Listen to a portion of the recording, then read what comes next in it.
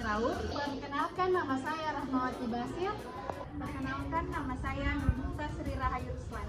Kami dari kelompok 4 PGSD.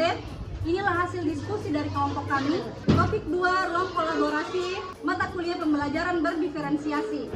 Lingkungan belajar kita merujuk pada 3 sumber, yaitu Suprayogi, Hardikusumo, dan juga Solo. Intinya adalah lingkungan belajar adalah kondisi lingkungan dari siswa ketika sedang melakukan pembelajaran, di mana lingkungan belajar menurut Suprayogi suatu kondisi, pengaruh, serta rangsangan yang berasal dari luar yang memberi pengaruh pada peserta didik, di mana hal tersebut juga meliputi beberapa hal seperti pengaruh fisik, sosial, dan intelektual. Menurut Hardikusumo, segala kondisi dengan pengaruh dari luar terhadap kegiatan pendidikan. Menurut Sulo, latar belakang berlangsungnya pendidikan baik secara formal maupun dengan cara yang tidak formal. Berikut adalah hal-hal yang dapat memberikan dukungan lingkungan belajar berdiferensiasi yang akan dilakukan. 1. Menciptakan lingkungan belajar yang fleksibel. 2. Melatih untuk belajar akses sumber daya pembelajaran. 3. Melatih untuk terbuka dalam komunikasi. 4. Menciptakan lingkungan kelas yang ramah. 5. Setiap orang di kelas harus menerapkan sikap saling menghargai. 6. Menciptakan lingkungan yang aman bagi peserta didik. Dan yang terakhir, 7. Guru memberikan gambaran tentang mencapai kesuksesan. Lalu, ada aspek-aspek apa saja yang mempengaruhi lingkungan belajar? Yang pertama itu aspek fisik, yang kedua aspek sosial, dan yang ketiga aspek intelektual. Aspek fisik terdiri dari pencahayaan kelas, tempat duduk, dan suhu ruangan. Ketiga ini mempengaruhi dari pembelajaran berdiferensiasi. Pencahayaan kelas, jika cahaya kelas bagus, maka siswa akan lebih fokus belajar. Sedangkan jika cahayanya redup, maka kemungkinan siswa akan mengantuk juga akan semakin tinggi. Lalu ada posisi tempat duduk. Berikut adalah dana tempat duduk yang disesuaikan dengan kegunaannya.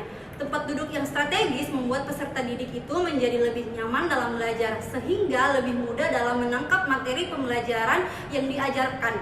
Di Indonesia sendiri masih sering terjadi ajang berebut tempat duduk yang dilakukan oleh orang tua agar anak mereka dapat mengikuti pembelajaran dengan baik. Bagi siswa yang berangkat lebih pagi bisa dapat tempat duduk yang pertama, dan yang berangkat agak siang dapat tempat duduk yang paling belakang. Bahkan ada juga yang tidak kebagian tempat duduk karena semua tempat duduk sudah di-booking. Hal ini sebenarnya tidak terjadi apabila ada usaha yang dilakukan oleh guru dalam menciptakan iklim belajar yang kondusif dan maksimal. Guru yang kreatif pasti akan berpikir bagaimana suasana kelas bisa fresh setiap hari. Merotasi tempat duduk dan merubah penataan meja adalah jawabannya. Yang tadinya di depan pindah ke belakang, yang tadinya di samping kanan pindah ke samping kiri, dan seterusnya. Lalu ada aspek sosial. Aspek sosial merupakan lingkungan sosial yang mempengaruhi belajar pada siswa. Pertama, setiap orang dalam kelas mereka disambut dengan baik. Kemudian yang kedua, setiap orang dalam kelas akan saling menghargai. Kemudian yang ketiga, murid merasa aman. Kemudian yang keempat, adanya harapan bagi pertumbuhan. Kemudian yang kelima, guru mengajar untuk mencapai kesuksesan. Kemudian yang keenam, adanya keadilan dalam bentuk karya nyata. Kemudian yang ketujuh, guru berkolaborasi untuk pertumbuhan dan kesuksesan bersama. Dan yang terakhir adalah aspek intelektual. Aspek ini berkaitan dengan kecerdasan siswa, kemampuan menyelesaikan masalah, dan juga bernalar atau berpikir kritis. Contoh diferensiasi lingkungan belajar dibagi menjadi 3.